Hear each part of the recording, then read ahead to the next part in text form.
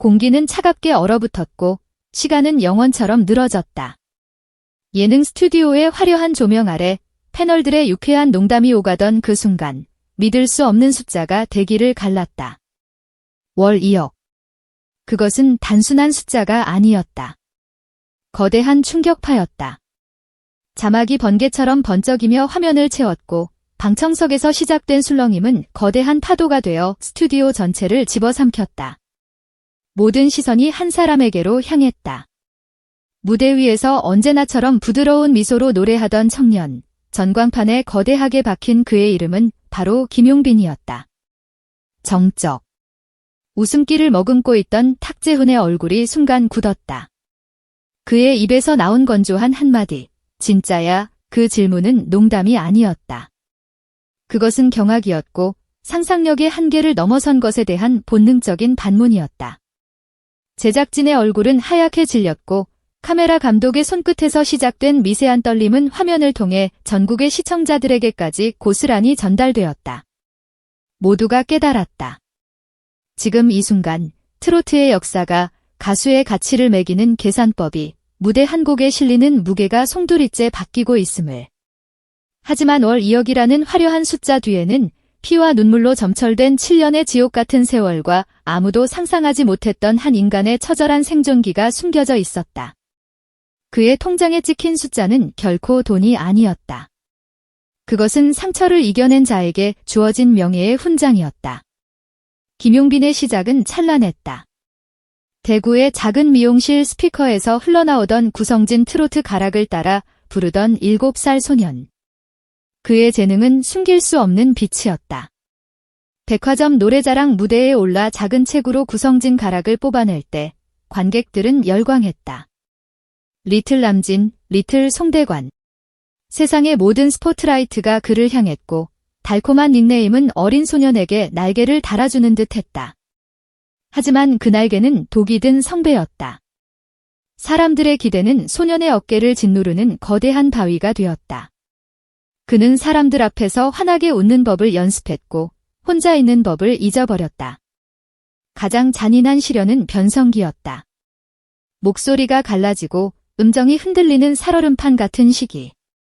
어제의 무대는 하룻밤 사이에 가장 낯선 괴물이 되어 소년을 노려봤다. 노래가 삶의 전부였던 소년은 아이러니컬하게도 노래 때문에 삶에서 멀어지기 시작했다. 그렇게 어둠이 찾아왔다. 공황, 우울, 강박. 세상의 모든 빛이 꺼지고 그는 7년이라는 기나긴 터널에 갇혔다.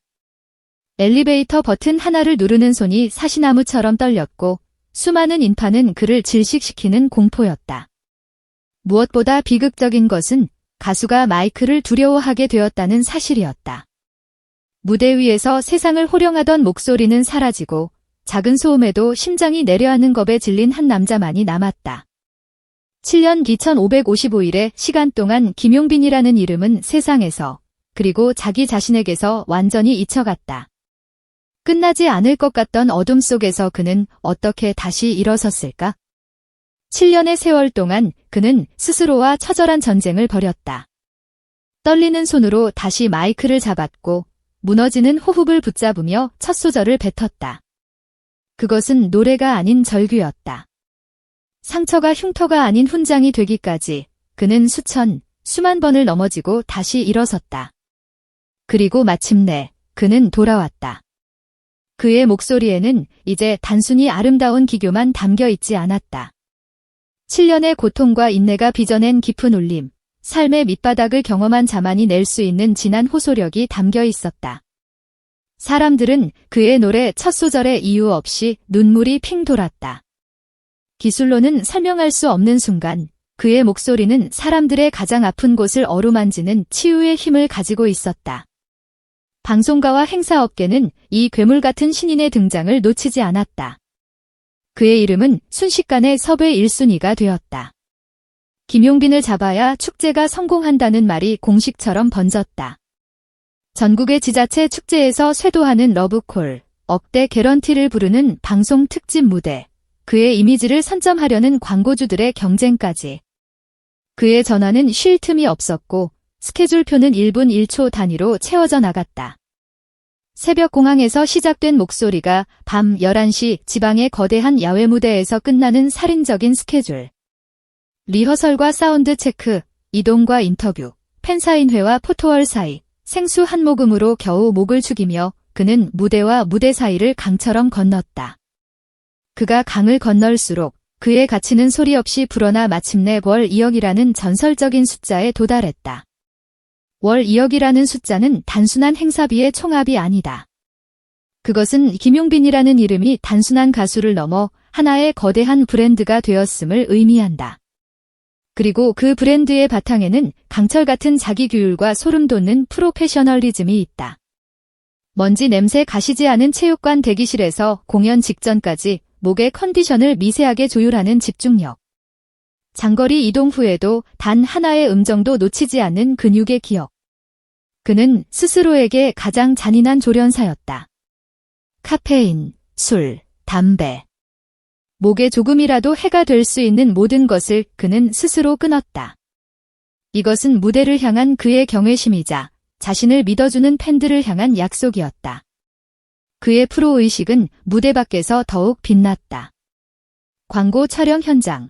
그는 카메라가 돌기 전 담당자에게 타깃 연령대와 캠페인의 핵심 키워드를 재차 확인하고 표정의 온도를 반 톤만 낮춰달라는 디테일한 요청을 덧붙였다.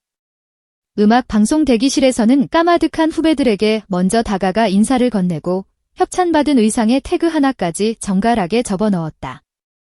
이 사소한 장면들이 쌓이고 누적되면서 그는 신뢰의 아이콘이 되었다. 깔끔한 사생활, 절제된 생활 습관, 무대 밖에서의 단정함, 그리고 무엇보다 무대 위에서 증명되는 압도적인 생존력.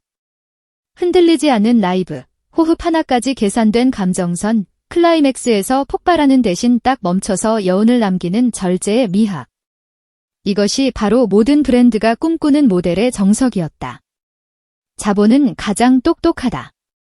그리고 자본은 김용빈에게 스스로 길을 내주기 시작했다. 예능 현장으로 다시 돌아가 보자. 탁재훈은 결국 웃음을 터뜨리며 말했다. 말이 돼. 내가 잘하니까 그런 거지. 그 간단한 멘트는 현장에 있던 모두의 결론이었다. 잘하니까 불린다. 불린이 더 단단해진다. 단단해지니 더 멀리 간다. 제작진이 기절한 것은 그의 계좌에 찍힌 숫자의 충격이 아니라 7년의 지옥을 뚫고 스스로를 증명해낸 한 인간의 압도적인 실력 앞에서였다. 그에게 돈은 보너스일 뿐이다. 상처를 지나온 사람에게 가장 값비싼 것은 평범한 하루였다. 공항 게이트 앞에서 평온하게 숨 쉬는 것, 대형 쇼핑몰의 엘리베이터에 주저없이 발을 들이는 것. 수천 명의 관객 앞에서 떨림보다 설렘이 먼저 올라오는 것, 그는 이 모든 것의 가치를 안다. 그래서 더 절제했고, 더 감사했으며, 더 오래가기로 마음먹었다. 카메라가 꺼지고 스튜디오의 불이 하나둘 꺼질 때, 그는 끝까지 남아 모든 스태프에게 고개 숙여 인사한다. 오늘도 덕분입니다. 그 말은 습관이자 진심이다. 휴대폰에는 팬들이 남긴 수천 개의 메시지가 별처럼 쌓여 있다. 그는 마음속 장부에 매일 한 줄을 더 적는다. 받은 것, 그리고 갚아야 할 것. 월 2억이라는 숫자는 오늘의 화제일 뿐, 내일의 그를 설명하지 않는다. 내일의 그는 다시 처음 마이크를 잡던 소년의 마음으로 무대에 설 것이다. 변성기의 흔들림을 견디고 공황의 어둠을 지나온 사람처럼 한 소절 한 소절을 새로 쓰는 마음으로.